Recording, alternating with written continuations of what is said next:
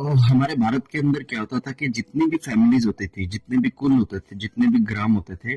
उनके अंदर कुछ कुलों और ग्रामों के पंडित जो है वो फिक्स हुआ करते थे।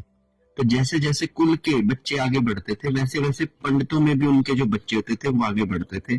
तो उनका मेन जो मकसद ये होता था कि किसी कुल के अंदर किन रिचुअल्स को फॉलो किया जाता है। तो पीढ़ी दर पीढ़ी जो पंडित होते थे, जो उनके ग्राम पंडित थे, वो उनकी जितनी भी रिचुअल्स थे उनको आगे लेकर चलते थे, ताकि कभी भी किसी परिवार को किसी भी समय पर अगर किसी धार्मिक या सांसारिक किसी भी ऐसे यज्ञ की, हवन की या फिर रिचुअल की आवश्यकता पड़ती है, तो वो पंडितों को पहले से ही ज्ञान होता था कि इस कुल को ये सारे रिचुअल्स लगते हैं। तो कुल के जो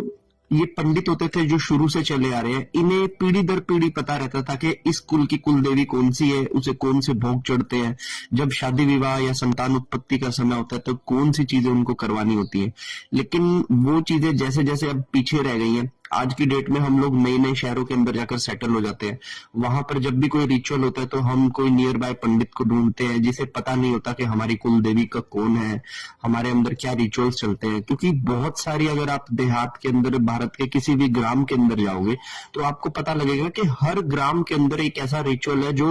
वहीं पर है, दूसरा कहीं पर भी नहीं है, और जिसके बारे में जानकारी भी कहीं पर नहीं है। केवल उस कुल के जो बड़े बुजुर्ग लोग हैं, सिर्फ उनको पता है कि हमारे घर के अंदर इस तरह से बहुत सारी चीजें, रिचुअल पूजे जाते हैं, संतान उत्पत्ति के समय पर, विवाह पर, या फिर कई सारे ऐसे रिचुअल्स मुंडन के समय पर, और जितने भी हमारे संस्कार होते हैं उन समयों पर।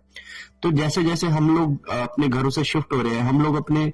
जो हमारे बंधे हुए पंडित हैं उन लोगों को छोड़कर हम नए नए पंडितों को ढूंढ रहे हैं, ठीक है ना। लेकिन कहीं ना कहीं हम अपने रिचुअल्स को खो भी रहे हैं, क्योंकि नए पंडितों को नहीं पता कि आपके घर के अंदर क्या रिचुअल्स फॉलो होते थे, आपके जब कोई चला जाता था तो क्या संस्कार पूरे किए जाते थे। तो ये चीज जो है ना, ये चीज ये हमको एक रिदम से काट रही है। और जैसे जैसे हम इन रिदमों से कट रहे हैं, कहीं ना कहीं हम अपने